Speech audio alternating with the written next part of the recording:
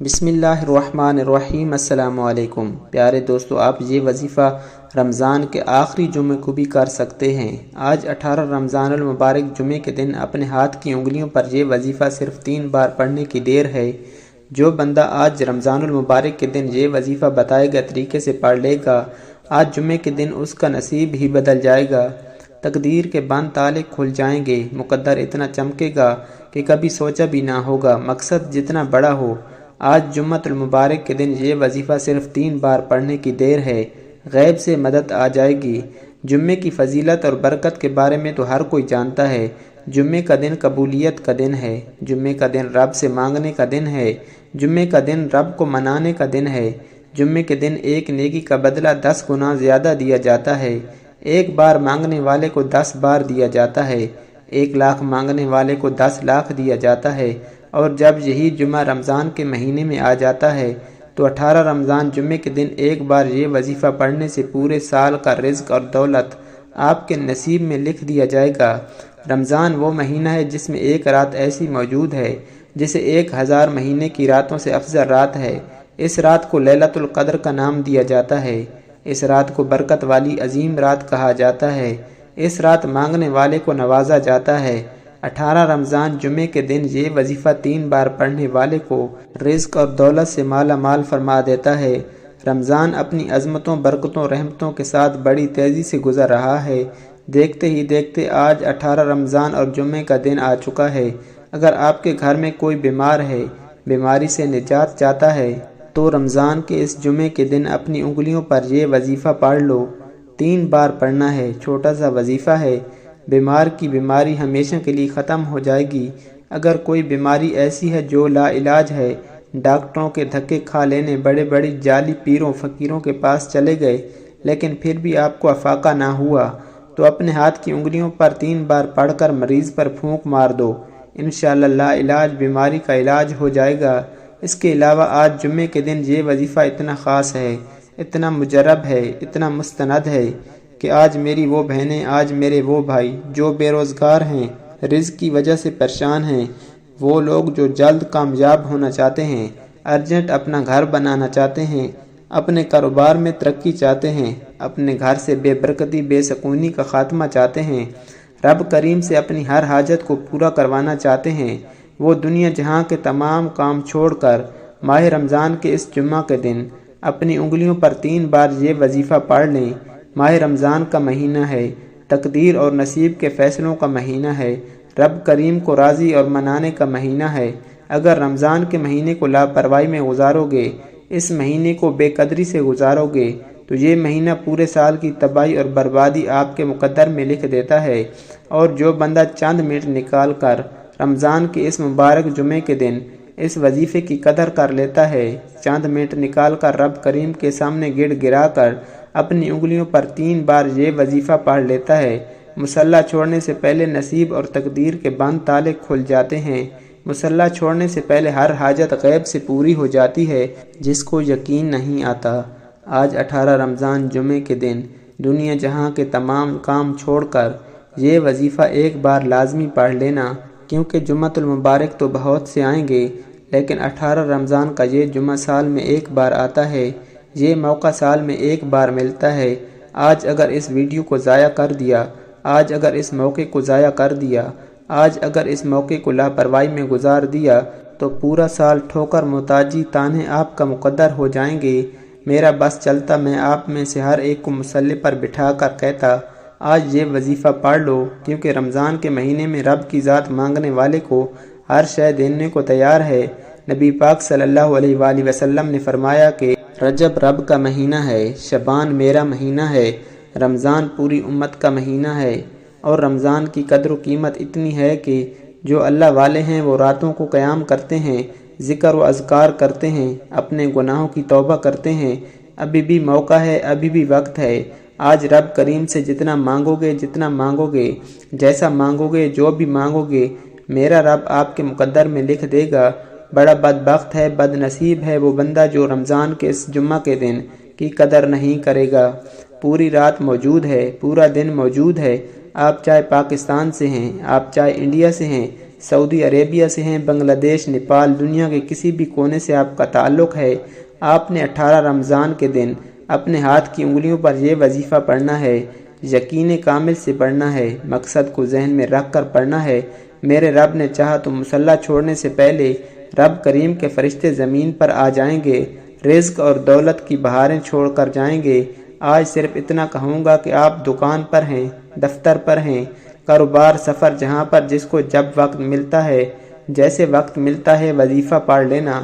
وظیفہ چھوڑنے کی کوئی غلطی، کوتاہی، لاپرواہی مت کیجیے گا۔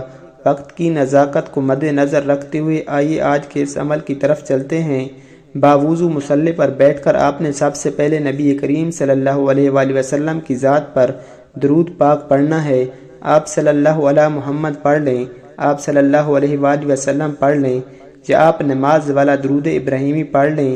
ایک بار میرے ساتھ بھی پڑھیے، اللہم صلی علی محمد وعلی آل محمد کما صلیت علی ابراہیم وعلی آل ابراہیم انک حمید مجید، اللہم بارک علی محمد وعلی آل محمد کما بارکت علی ابراہیم وعلی آل ابراہیم انک حمید مجید۔ ایک بار درود پاک پڑھتے ساتھ ہی فوری طور پر اب آپ نے اپنی آنکھوں کو بند کر لینا ہے۔ یوں محسوس کیجیے کہ دنیا سے آپ کا تعلق ختم ہو گیا اور آپ نے فوری طور پر اپنے مقصد کی نیت کرنی ہے۔ آج اگر آپ بے گھر ہیں تو اب گھر مانگ لو، بے اولاد ہیں تو اولاد مانگ لو، جوان بیٹیوں کے رشتوں کے لیے پڑھ لو، ماں باپ اپنے بچوں کی ترقی اور عروج کے لیے پڑھ لیں، قرض سے نجات کے لیے پڑھ لو، میاں بیوی سے محبت کے لیے پڑھ لو، کاروباری مسائل کے حل کے لیے پڑھ لو، نافرمان اولاد، شوہر، آج جو بھی مانگنا چاہتے ہو مانگتے چلے جاؤ۔ اپنے مقصد کی نیت کرنے کے بعد ایک بار اعوذ باللہ من الشیطان الرجیم بسم اللہ الرحمن الرحیم پڑھ کر وظیفہ شروع کر دیجئے۔ بسم اللہ پڑھتے ساتھ ہی آپ نے نہ تو کسی سے کوئی بات کرنی ہے، نہ کوئی آپ سے بات کرے۔ پہلے نمبر پر جو وظیفہ آپ نے پڑھنا ہے وہ وظیفہ ایک ایسا عمل ہے جو ہر کسی کو آتا ہے۔ آپ نے رب کریم کا ایک نام پڑھنا ہے، یہ رب کعبہ کی تعریف بھی ہے، رب کعبہ کی صفت بھی ہے۔ آپ نے سبحان اللہ کو پڑھنا ہے۔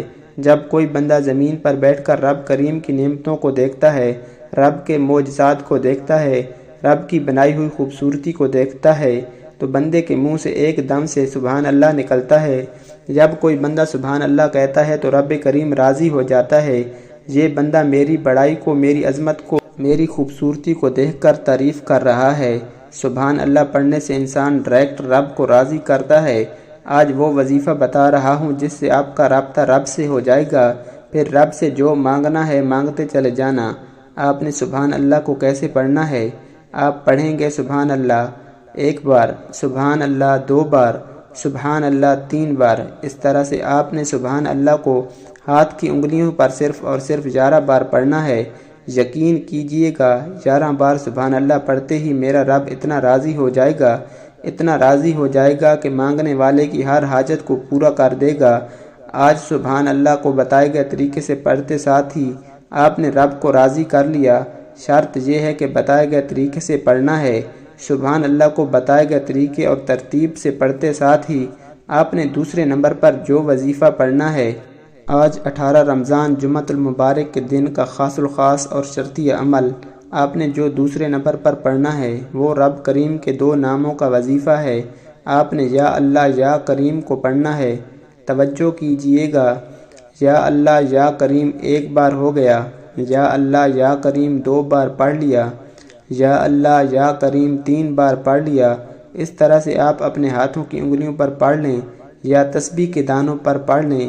آپ نے یا اللہ یا کریم کو صرف 9 بار پڑھنا ہے۔